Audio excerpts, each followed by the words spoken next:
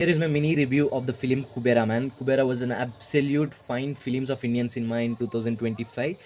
మన టీఎఫ్ఐ ప్రౌడ్గా ఫీల్ అవ్వాలి ఇలాంటి సినిమాని మనం ప్రొడ్యూస్ చేసినందుకు. నేను ఎందుకు అంటున్నానంటే ఈ మాట, ఈచ్ యాక్టర్, ఈచ్ క్యారెక్టర్ ఏదైతే ఉందో ప్రతి ఒక్కటి షైన్ అవుట్ అవుతుంది సినిమా మొత్తం.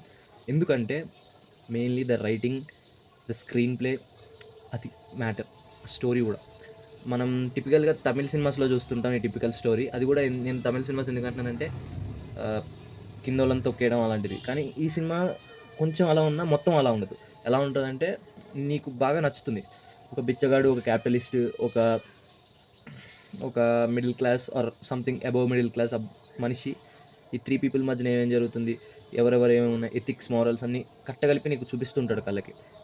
Main thing Dhanush man, what a performer. మనం అరుస్తాం, కేకలు పెడతాం, కాల్చుకుంటాం, చేస్తాం, కానీ సటిల్గా చేయడం అనేది చాలా కష్టం. అది ఎవరితోని కాదు, కొంతమంది యాక్టర్స్ చేయగలరు. నేనేం బిలీవ్ చేస్తా అంటే ఈ క్యారెక్టర్ మన తెలుగు వాళ్ళు, తెలుగు హీరోలు ఎవరు చేయలేరు. ఎందుకు చేయలేరు కూడా చెప్తా. మన వాళ్ళకి బేసిక్ ఇలాంటి క్యారెక్టర్స్ నచ్చవు. మన తెలుగులో ఎవరైనా చేసేది ఉన్నారంటే నాకు తెలిసి నాని అన్న ఒకళ్ళు యాక్ట్ చేయగలుగుతారు, కానీ మిగతా వాళ్ళు అయితే యాక్ట్ చేయలేరు. ధనుష్ యాక్టింగ్ కూడా సూపర్ ఉంది. And Nagarjuna sir was phenomenal. ఎందుకంటున్నా అంటే ఇలాంటి క్యారెక్టర్ యాక్సెప్ట్ చేయడం గ్రేట్.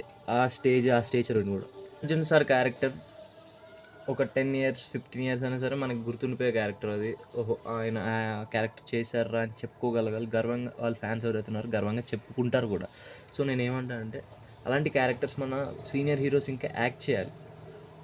ఇప్పుడు నాగార్జున సార్ దిగారు, మరి తొందరలో ఎవరు దిగుతారో కూడా మనకు తెలియాలి. ఇంకా క్యారెక్టర్స్కి వచ్చేసి రష్మిక వాజ్ ఓకే. కొంచెం రష్మిక క్యారెక్టర్ కొంచెం రిలేట్ అవుతాం కావచ్చు మనం, మిగతా క్యారెక్టర్స్ అన్నీ ఓకే.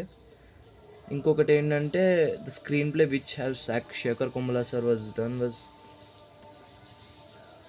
అంతే. ఇంకొకటి ద మెయిన్ థింగ్, మనకి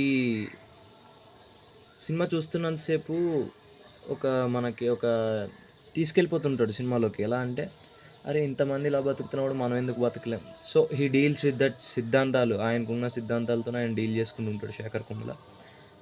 సో డిఎస్పి మ్యూజిక్, మీకు సినిమాలో ఒక సాంగ్ ఉంది పోయిరా పోయిరా మామ అని చెప్పి. నేను ఎందుకు ఎక్స్ట్రా సాంగ్ ఏమో అనుకున్నా, అది లాస్ట్కి అయ్యేసరికి కూడా రావట్లేదు, కానీ పడుతుంది. పడినప్పుడు మాత్రం అది విజిల్ వర్తి మూమెంట్ సాంగ్, అది అయితే పక్కా చెప్పగలను.